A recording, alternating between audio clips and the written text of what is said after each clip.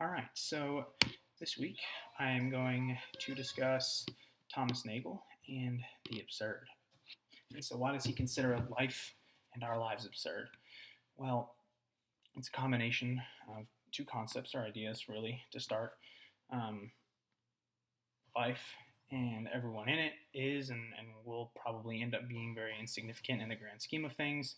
All of our actions have a very limited impact on the world compared to what we would probably want it to be.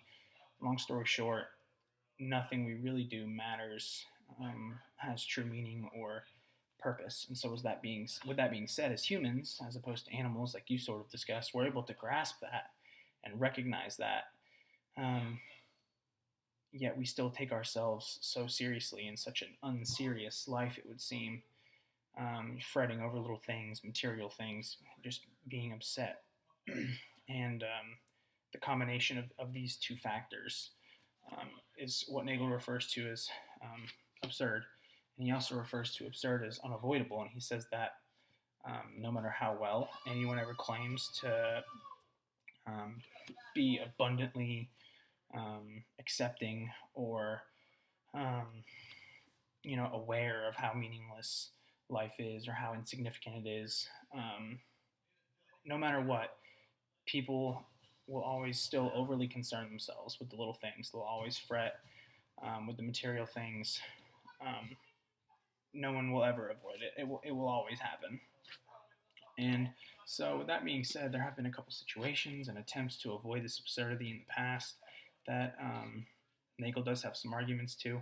But the first that I wanted to cover was devoting yourself to be part of a cause that helps other people um, on the receiving end, political associations, stuff like that, where you can kind of see your impact, have a good effect on the world and other people. And in this case, our our actions are not part of the bigger picture here. We're kind of shrinking the picture for once, is what we're trying to do, and seeing your actions have a positive effect on someone else is sort of the goal here. But Nagel's response or argument is that everyone is insignificant no matter what side of the cause you're on, whether you joined it or you're on the receiving end. It doesn't really matter, and everyone is insignificant. Everyone's life is meaningless, and so whatever side you lie on, it doesn't really make a difference. And so that brings us to the second situation, which is um, revolving around the idea of serving or glorifying or worshiping a deity, God, creator, etc. And Nagel kind of really shoots this out of the air pretty quickly in my eyes. He says that the trying to justify the importance of this seemingly empty life by connecting it to something outside of this life is just unnecessary and a waste of time.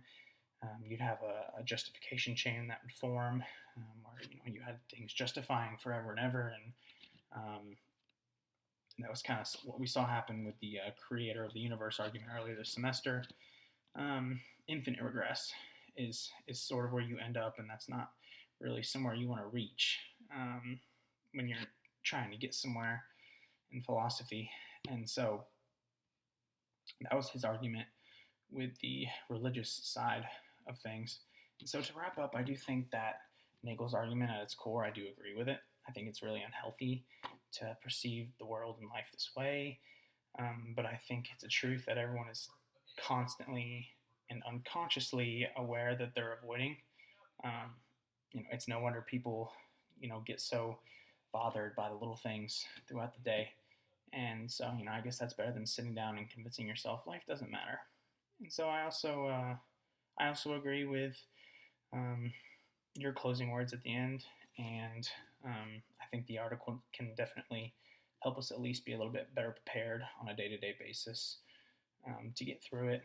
With a pinch of seriousness thrown in here and there, but being self-aware of that stuff is important, and it really makes a difference. So beautifully absurd is how I view to see it. So.